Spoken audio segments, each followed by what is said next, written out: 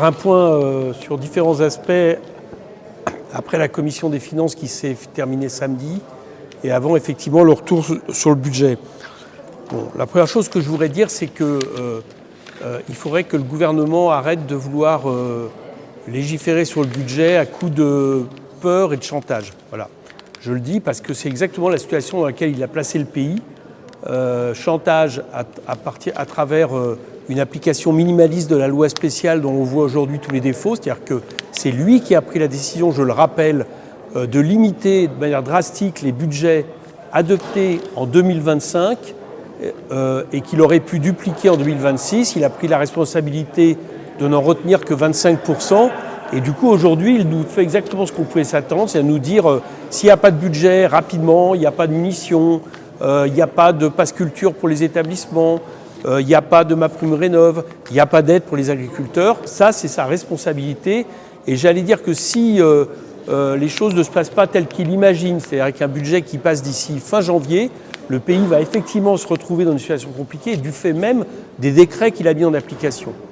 La deuxième chose, c'est la peur, parce qu'on aura compris que la menace de dissolution de M. Lecornu, c'est une manière de faire pression, là aussi, sur des groupes d'opposition pour que s'il y a 49.3, ils ne votent pas la censure, en leur disant sinon, il y aura dissolution. Donc c'est ce que j'appelle la peur.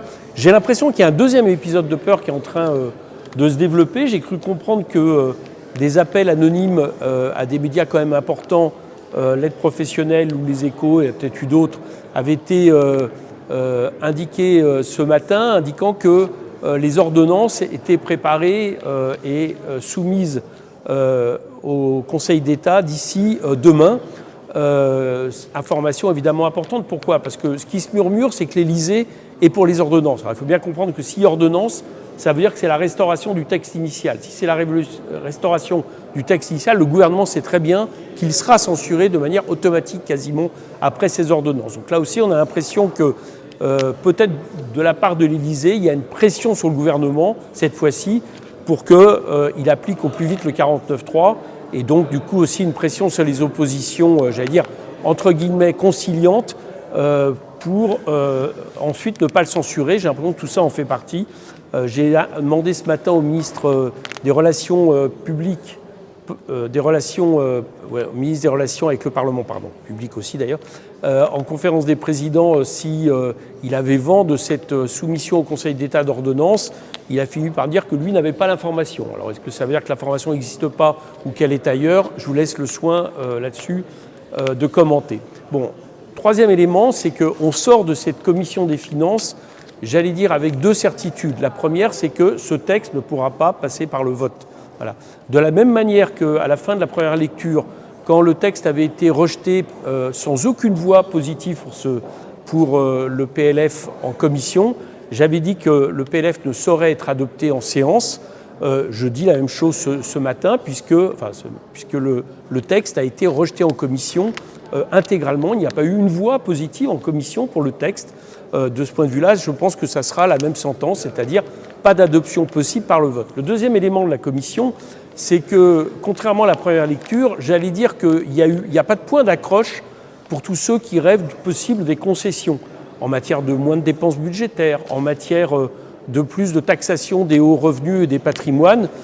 Au contraire même, le déroulement de la commission a vu un recul absolument important sur ces aspects-là par rapport à la première lecture. Je vous donne un seul exemple. La contribution des grandes entreprises sur l'impôt sur les sociétés a été battue, récusée, quels que soient les montants, de 4, 6 milliards. 6 milliards, ça avait pourtant été adopté en première lecture. Ce qui me laisse dire qu'en réalité, il y a moins de matière pour des concessions, et peut-être aussi que le gouvernement et le socle commun ont récusé ce genre de choses qui paraissaient acquises, j'allais dire, après la première lecture, pour finalement que ça devienne des concessions pour un 49.3. Autrement dit, qu'on revende dans un 49.3 ce qui théoriquement avait déjà été acquis en première lecture, ce qui fait que ça ne coûte pas grand-chose. Voilà. Mais on termine en tout cas la commission avec une certitude, c'est que des textes et des votes de la commission, il n'y a pas de point d'accroche pour un vote, ça je l'ai dit, mais il n'y a pas de point d'approche non plus pour éviter la censure pour les concessions. Alors, une fois dit ça, je n'ignore pas que des discussions ont lieu ailleurs. encore hier j'allais dire, entre ce que j'appelle maintenant la mosaïque commune, c'est-à-dire ces partis qui acceptent de discuter entre eux pour éventuellement trouver un terrain d'atterrissage sur le budget avec Bercy. Et je n'ignore pas qu'on discute en réalité non plus de l'adoption du budget, mais là de 49.3 et de ce qui pourrait être des concessions, jusqu'à preuve du contraire. Mais il faut peut-être demander à ceux qui y sont de vous le confirmer. Je n'ai pas entendu parler pour l'instant de terrain d'atterrissage sur ces questions. Donc ça va être toute l'occasion du débat. Je termine sur un point. J'avais, vous le savez, considéré la règle l'entonnoir de manière assez souple pour permettre des dérogations, m'appuyant sur une décision du Conseil constitutionnel de 2011 qui estimait que quand, au cours d'un débat budgétaire, vous aviez un équilibre financier qui était rompu par des éléments qui n'étaient pas prévus dans le texte au départ, là en l'occurrence c'est les 6,6 milliards imputés sur le budget de l'État par le PLFSS, on pouvait accepter de remettre des règles fiscales nouvelles qui ne dépassaient pas la hauteur entre guillemets, de ce qui était imputé à l'État. C'est comme ça qu'en commission, on avait pu ouvrir la discussion. C'est quand même important parce qu'on l'avait ouvert, par exemple, sur l'amendement socialiste d'un impôt sur les fortunes improductives un peu plus musclé qu'en première lecture. Et je regrette que la présidente de l'Assemblée ne m'ait pas suivi dans cette recevabilité et ait déclaré pour la séance irrecevable les amendements que j'avais déclarés recevables. Il me semble que c'était solide et que ça va à l'encontre de l'initiative parlementaire.